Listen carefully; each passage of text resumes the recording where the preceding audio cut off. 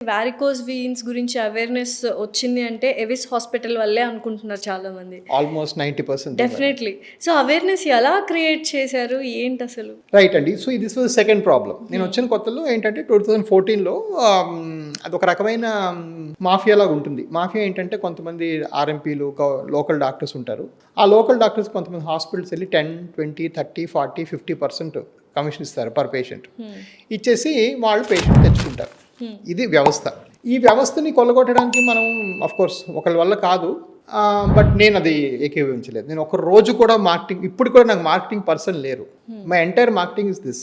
నేను పర్సనల్గా పని పెట్టుకొని ప్రతి ఛానల్కి వెళ్ళి, ప్రతి టీవీకి వెళ్ళి, ప్రతి సోషల్ మీడియాకి వెళ్ళి, యూట్యూబ్లోకి వెళ్ళి, ఒక యూట్యూబ్ ఆఫీస్ మా దగ్గర ఇప్పుడు almost 47 people work on digital మీడియాలో.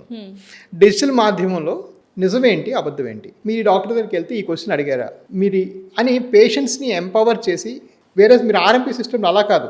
అంటే నువ్వు పెద్ద హాస్పిటల్కి వెళ్ళి ఏం మాట్లాడగలరా, డాక్టర్ గారు కోపం వస్తుంది అవును. విన్నాం చాలా అని చెప్పి మీరు వాళ్ళని ఫూల్ చేస్తున్నారు. నేను రివర్స్ చేస్తా.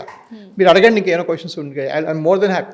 ఎవరైతే నాకు గట్టిగా క్వశ్చన్లు అడుగుతారో they are my biggest advertisers. వాళ్ళ ఇంటి దగ్గర 100 మంది చెప్తారు, ఈ డాక్టర్ అన్నీ నాకు అర్థమైనట్టు చెప్పాడు అనేసి.